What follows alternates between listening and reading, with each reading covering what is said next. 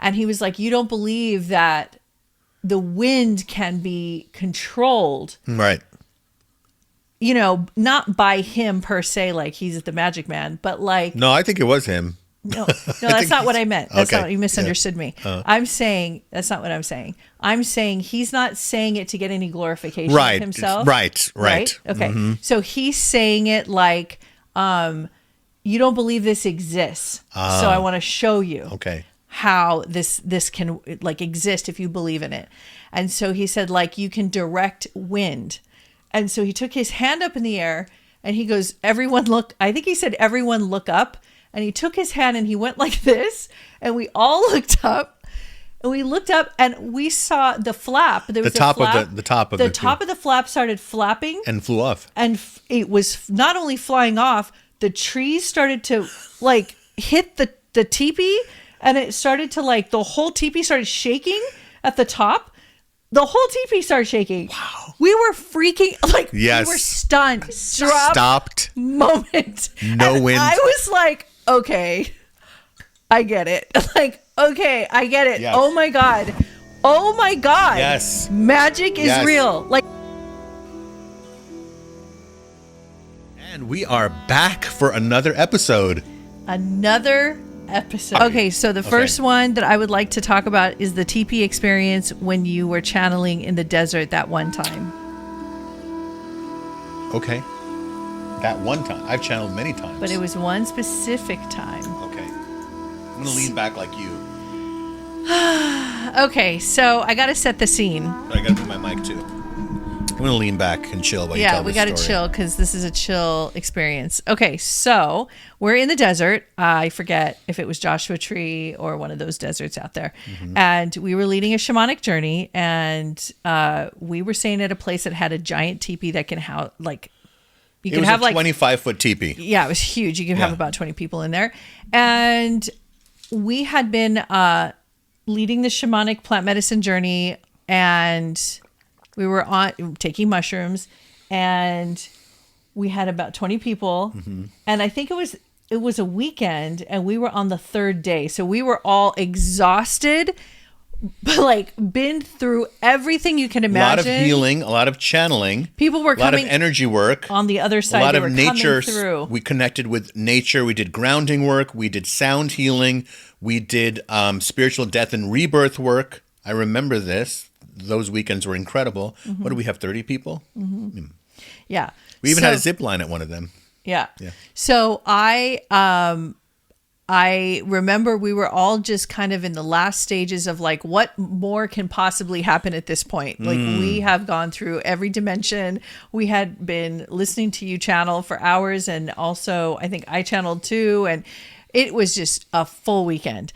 And so here we are at the very last circle, like, you know, group session where Riz is going to channel. And we were at the last day, last hour. We were finishing up, thinking that nothing eventful is going to happen. We were just going to cruise into the evening, and then we were done. So imagine 30 people in a giant teepee in the woods. Well, not really woods, but in a clearing of trees in the high desert. In the high desert. Mm-hmm.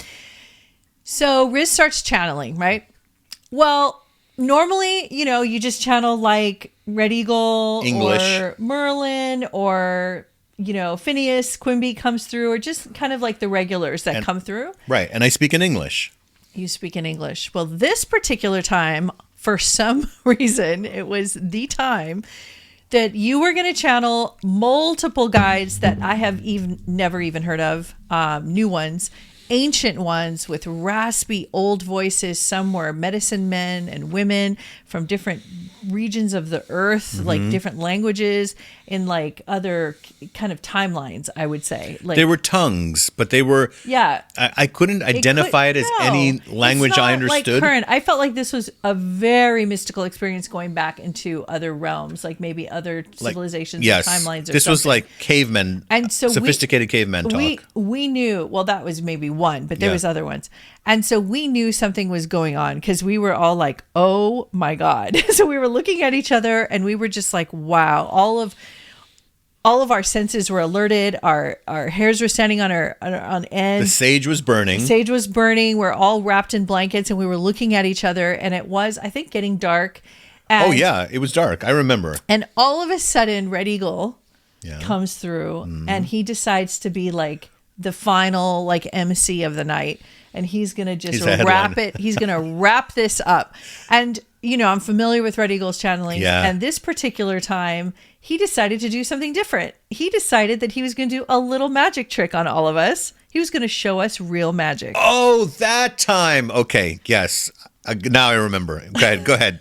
You guys got to hear this. And so we were sitting there, and he was talking to us in such a way, and when you're journeying, it's like even more amplified. And he was talking in such a way that it was kind of like he was building up like a crescendo of energy through all of us, and he was just going in circles, and he was like, What was he saying? Talking to all of us. He was just talking about life and creation. You have to remember, this was like 9 years ago, but he was just talking about, you know, like life and creation and the world and magic and where we are in it and what we believe in and the ones that don't believe and da da da da. So he was just going, and we were just like feeling it, really in it.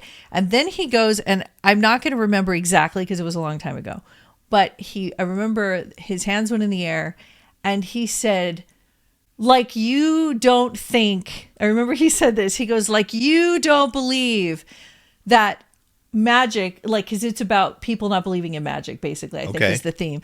And he was like, you don't believe that the wind can be controlled. Right. You know, not by him per se, like he's the magic man, but like, No, I think it was him. no, that's not what I meant. That's Okay. not, you misunderstood me. I'm saying, that's not what I'm saying. I'm saying he's not saying it to get any glorification Right. of himself. Right. Okay. So he's saying it like, you don't believe this exists. So I want to show you Okay. how this can like exist if you believe in it. And so he said, like, you can direct wind. And so he took his hand up in the air and he goes, everyone look, I think he said, everyone look up. And he took his hand and he went like this, and we all looked up, and we looked up and we saw the flap. There was The top a flap. of the top of the the top of the flap started flapping, and flew off. and it was not only flying off, the trees started to like hit the teepee, and it started to like, the whole teepee started shaking at the top. The whole teepee started shaking. Wow. We were freaking, like, Yes. we were stunned, silent, because we were like, okay, did the wind just happen to do that? Like, did the wind just happen to do that? No. And we all started like looking around each other like, okay, wait a minute.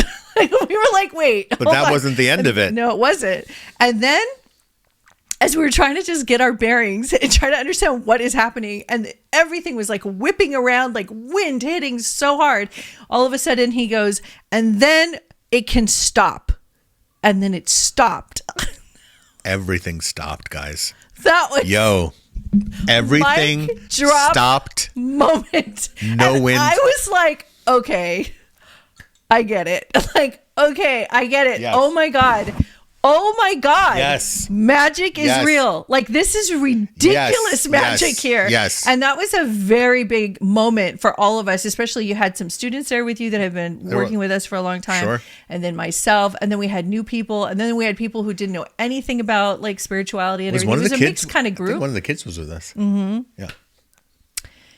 Oh my God. I still can't get over that. No And I've sounds, shared no this story- crickets. Yeah. Wait, now I'm He- going. he He did- did that at twice. He did it at our did house it- too. He did it at the house, at Yeah. the ranch. He did the one with the crickets. Okay, He did the same thing with 30 people. Well, let me in the tell you, that room. is one of my experiences. Okay, I'll so use that now as my number you're one. gonna jump into Segue into the circle of light. We're very organized here. Look, this is my ASL for the circle of light. Okay. Oh, I just noticed my hand is going around the candle behind me. The circle of light. There you go. Anyone knows ASL? Please teach me how to say the circle of light, and I will do it on camera. Okay, so we held a circle of light in our house. Maybe some of you have been there. Red Eagle Ranch, top of a 100-year-old house that was made from a kit. Uh-huh. We lived in that house for almost a decade on top of this hill. Looked like Mr. and Mrs. Weasley's house, but 100%. it was on steroids. It was even more than the Weasley's house. People would come from all over LA and Southern California. They would drive up, down from Santa Barbara, up from San Diego, every Tuesday and Thursday night in our house. And from the deserts and some surrounding You know, states. we opened up our living room to total strangers. Total strangers. I cannot believe, I want to just stop you and go, did we actually just tell the public? Yeah. Come to our Come house. on in. You don't need to RSVP. Nope. You don't need to pay in advance. It was like a real hippie experience. We were real hippies at that point. The last of an ancient breed. No one has done it in LA anywhere since. No, because I didn't know anybody who did it that way. No one. Tuesday nights at 7:00, doors are open. And Thursdays. However we can fit. In How our living many rooms, people we can fit in the on our living room, couches, using our bathroom. There was overflow rooms where we would put the laptop. We had the yard. So Yeah. imagine driving up. Guys, I got to set the mood for you. Some of you already know because you lived this, but those of our new friends out there in the world, imagine driving up this winding canyon road in Malibu. Malibu's not a crowded place. You're on a Tuesday night. You're driving up. The moon is coming out. There's canyons and hills, and there's this old Harry Potter house. And you pull in, there's all these cars lined up this mountain road because there was no parking, right? And then you walk in, and there's this big old fireplace, and in front of it, I'm channeling, and everybody sits on the floor and on couches and on our stairs and then all the balcony, packed to the rafters. Okay, and this house is already haunted to begin with. I didn't even know if. See, I got to set the stage. I even had I had a tree that our good friend Jerry built. Jerry, what's up? Giving you a high five, my brother. Jerry built for us this tree with like a wisteria, right? He's a set designer, right? He's a set designer. Purple leaves everywhere. Inside the house. Inside the house, going up to the ceiling. Over the couches. I know. Starlight machine going. Everything was like homemade. Crystals everywhere. Right. It's like this room. We have a lot of photos of this. Like look it up on hundreds of photos. photos. You'll see it. I think it's online. Yeah. Yeah. So anyway, now that I've set up the scene, we would keep the door open. There's no neighbors. We're on this hill, on this perch, about a mile down. Imagine the mountain. There was like a valley, and there was the ocean. You would see the moon. Okay. So the door is open, channeling, everybody's really quiet. You just hear Red Eagle's voice, and you would hear thousands of frogs. Yeah. Thousands, guys. And then Red Eagle said... And crickets. They were together. Yeah. The door's open so everybody can hear outside. And Red Eagle says one night, you can communicate with nature. If you're in the right frequency, they'll work with you. Something like that. I'm paraphrasing. Long story short, he says, watch. And he goes, let's all get quiet and ask them to stop. Everyone send this message and I will ask them. He did. All the frogs, all the crickets, thousands of them stopped. Imagine that on a moonlit night up in a canyon where they're so loud. And everybody looked at each other in the room. They're like, did that just happen? Yeah. So... actual 3D magic is real. And then he said, and bring it back. And now bring it back. And they started and again. you know, he did that same thing on another desert retreat.